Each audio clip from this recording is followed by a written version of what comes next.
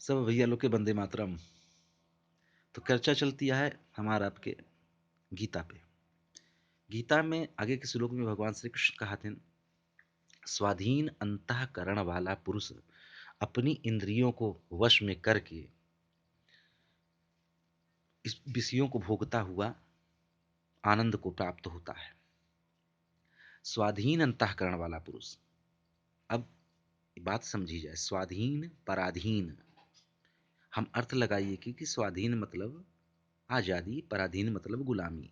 तो भगवान श्री कृष्ण के शब्द इतने हल्के नहीं रहते कि हम कोनो अर्थ निकाल ले। तो व्याख्या जब तक अच्छी ना हो तो फिर गीता बड़ी ऊंची चीज है, मनोविज्ञान बहुत ऊंचा है, समझ में नहीं आओ तो फिर। तो स्वाधीन पराधीन समझा जाए, और स्वाधीन अंतःकरण वाला पुरुष, पुरुष पहले समझा जाए। तो यहाँ पर स्वाधीन अंतःकरण वाला पुरुष कह रहे हैं, यानी वो इशारा कर रहे हैं उस तरफ कि ये जो पुरुष है इसका भाव दूसरे की तरफ है, इसका झुकाव दूसरे की तरफ है, ये दूसरे को केंद्र बिंदु मान के चलता है, इसलिए वो बात कर रहे हैं स्वाधीन अंतःकरण वाला पुरुष। तो पुरुष शब्द समझा जाए, पुरुष शब्द आया है पुर से। पुर मतलब गांव, कानपुर, नागपुर, सीतापुर, पुर जहाँ लोग निवास करें, वो पुर। तो जो इस पुर में निवास करे, शरीर को पुर कहा गया है, जो शरीर के पुर में निवास करे वो पुरुष, पुर के भीतर छुपा पुरुष। तो जब पुर होए, गांव होए, तो आबादी होए, आबादी निश्चित है, आबादी चाहे। तो ईपुर में, हमारे शरीर के पुर में 7 करोड़ जीवाणु निवास करते हैं, 7 करोड़ जीवाणु। तो हम कहें कि क्या मतलब, सूक्ष्म जीव है, दिखाई नहीं पड़ते हैं, निवास कराएं, तो फिर गड़बड़ हो जाए मामला। छोटे बड़े से ना लिया, छोटा बड़ा अगर आप कर दे हाथ, फिर गड़बड़ा जाइए। ईश्वर की रचना में छोटा बड़ा कोनो नहीं ना, सब महत्वपूर्ण।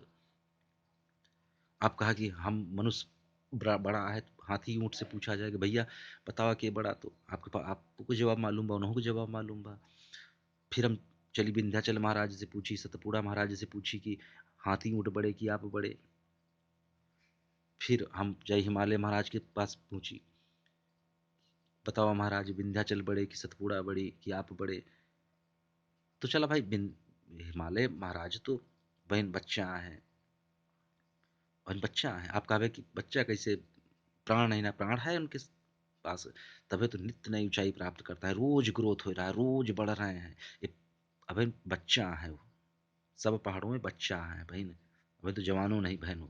हिमालय महाराज वो सबसे पृथ्वी के पुराने से पुराने पहाड़ हैं, जो सबसे बूढ़े से बूढ़ा पहाड़ वो है विंध्याचल महाराज, सबसे बूढ़े पहाड़ पृथ्वी के विंध्याचल महाराज। बुढ़ा हो गया बेचारे, अब तो कमर झुक गए, जर्जर हुई गए, अब तो उनके कदम मृत्यु अवस्था की तरफ बढ़ दिया है। हमारे पास एक कहानी होगा उनके विंध्याचल महाराज के लिए, कि ऋषि अगस्त दक्षिण की यात्रा पर जाते रहे तो कहन के महाराज थोड़ा सा झुकाम का रास्ता दिया, और जब तक हम लौट के ना आई तब तक आप झुका रहा। तो कर्म कम करे हमारे हाथ में है, फल दे ईश्वर के हाथ में है। तो ऋषि अगस्त आए नहीं पाए न बने तक, तो महाराज विंध्याचल झुके हुए हैं।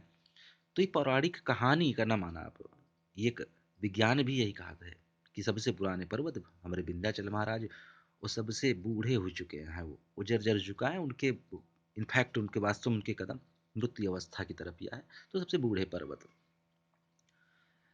अब ये लोग बड़ा है तो हम कहे कि भैया धरती फिर से बड़ी धरती माता होगी, धरती माता से पूछा जाए कि हिमालय बड़ी कि विंध्याचल बड़े कि सतपुड़ा बड़ी, तो हम धरती माता कहिए कि ऐसे कितने पर्वत, असंख्य पर्वत हम अपने गर्भ से पैदा किए नो, फिर खत्म हो गया, यानी सब हमारे बच्चे हैं, पैदा होते रहा थे खत्म होते रहा थे। तो छोटे बड़े कहानी नहीं ना। फिर हम चली भगवान सूर्य से पूछी कि बताओ महाराज, हमरे धरती माता बड़ी कि आप बड़े। तो भगवान सूर्य कहीं हम तो तोरे धरती माता से 60 लाख गुना बड़े, 60 लाख गुना बड़े, इतने बड़े कि शायद धरती माता दिखाई न पड़त हुई, कि कहाँ है धरती माता, इतने बड़े भगवान सूर्य। तो भगवान सूर्य के हम छोड़ी चली महासूर्य के पास। महासूर्य जो उनका रात में तारे की तरह दिखाते हैं, टिमटिमाते रहते हैं, टिमटिमाने वाले महासूर्य हैं, वो जो नहीं टिमटिमाते वो ग्रह हैं, पिंड हैं। तो इतनी दूरी पे हैं, तो तारे की तरह हमका दिखाते हैं, तो महासूर्य। तो उनसे अगर पूछा जाए कि आप बड़े कि हम बड़े, भगवान सूर्य बड़े, तो कहीं हम तो तोरे महाराज सूर्य से 1 करोड़ गुना बड़े, 1 अरब गुना बड़े। तो हमारे भगवान सूर्य तो सबसे गरीब, सबसे छोटे। अभी तो और बाकी हुआ, विज्ञान कहा था कि भाई तुम 4 अरब तारे की खोज को 4 अरब सूर्य की खोज किए। अभी तो अनंत बा, अथाह बा, पता नहीं कितने बड़े-बड़े महासूर्य हैं बहन। तो बात छोटे-बड़े की नहीं ना, के छोटा के बड़ा, सब ऊपर वाले के लिए महत्वपूर्ण है। तो हमरे कर एक पूर बसा है हमरे शरीर में, एक पूरी बस्ती बसी है, एक पूरा शहर बसा बा, 7 करोड़ जीवाणु। हम मर जाब तब हो रही हैं हमरे शरीर में, ना हम उनका जानी ना वो हमका जाने, कोई अता पता नहीं ना एक दूसरे के। तो हम मर जाब तो नए जीवाणु भी कुछ प्रवेश कर जाते हैं, काहे कि हमरे जब शरीर में स्थान हो जाए, स्पेस बन जाए आत्मा निकले के बाद, तो उनका जीवन चालू हो जाता है, हमारा मरण उनके जीवन, जेका हम लोग कहती सड़ना कि सड़े लाग। तो वो नए जीवाणु एक तरीके से कब्र में रहा, तब वो जीवाणु को पता नहीं रहा था कि हम मर चुके हैं, तो हमारे बाल बढ़ावत रही है, नाखून बढ़ावत रही, अपन काम करते रहा था। तो पूरा निवास करता है, पूरा शहर एक बसाबा।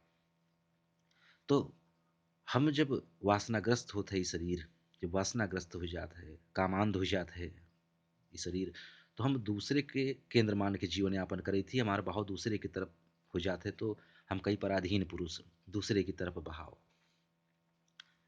तो दूसरे की तरफ जब भाव हो जाता तो हम एक तरीके से सैटेलाइट बन जाई थी, उसी को केंद्र मान के उसके चारों ओर घूमने लगी थी। जैसे धरती माता के केंद्र मान के चंद्रमा सैटेलाइट हैं, घूमत रहा थे। धरती माता भगवान सूर्य के केंद्र मान के सैटेलाइट हैं, घूमत रहा थे। भगवान सूर्य महासूर्य के सैटेलाइट, महासूर्य के केंद्र मान के सैटेलाइट बने हैं। तो सब सैटेलाइट बन जाते हैं, एक दूसरे के केंद्र मान लेते हैं। पति पत्नी के सैटेलाइट, पत्नी पति के सैटेलाइट एक दूसरे के देखत रहा थे। कोई धन के सैटेलाइट बना लेते हैं, धन के चारों तरफ परिक्रमा, कोई पद के चारों तरफ परिक्रमा। तो चला भगवान सूर्य धरती माता जिनके पास चेतना नहीं बा, तो इनका माफ किया नहीं जा सकता है। तो छोटा बड़ा के बाद छोड़ा, हमारे शरीर में तो एक अमीबा पावा जाता है, अमीबा प्राणी जिसकी उम्र 7 लाख वर्ष या है। तो वो बड़ा कि हम बड़े। तो जब हमार वासनाग्रस्त शरीर दूसरे के केंद्र मान के चारों तरफ परिक्रमा करे लागत, सैटेलाइट बन जाते, तो हम दुख प्राप्त करी थी, दुख के निर्माण करी थी, दुख की खोज कर ली थी। लेकिन जो स्वायत्त स्वाधीन हो जाता है, जो अपने को केंद्र मान ले, अपने केंद्र को जान ले, अपने केंद्र को समझ ले, तो जो अपने ही केंद्र की परिक्रमा करे, अंतःकरण में प्रवेश करे, वो आनंद के महासागर में गोते लगाता है, वो अति प्रसन्नता को प्राप्त होता है। भगवान श्री कृष्ण कह रहे हैं। ईसा मसीह ने भी वही चीज कही। ईसा मसीह इसी को कहते हैं किंगडम ऑफ गॉड, यानी परमात्मा का राज्य, प्रभु का राज्य। यही बात वो कह रहे हैं कि जब आप अपने थ्रू में अपने केंद्र पर स्थापित हो जाते हैं, तो परमात्मा का राज्य मिल जाता है। अति आनंद को प्राप्त होना, अति सुख को प्राप्त होना, अति प्रसन्नता को प्राप्त होना, अपने केंद्र को जान लेना, अपने केंद्र में निवास जब कर लेता है पुरुष, तो स्वाधीन पराधीन पुरुष। तो भगवान श्री कृष्ण हर जगह से उत्तर ढूंढ ढूंढ के अर्जुन को दे रहे हैं कि कहीं से इसकी समझ में आए। शायद अर्जुन भूलो गाँव है कि हम का पूछे रहे, बाहर प्रश्न का रहा, भगवान श्री कृष्ण इतनी मेहनत कर रहे हैं। तो स्वाधीन पराधीन, पराधीन से हम दुख का निर्माण करते हैं, और स्वाधीन से अपनी परिधि में केंद्र मानकर आनंद के महासागर में गोते लगाते हैं। अब आगे फिर बात हो। वंदे मातरम।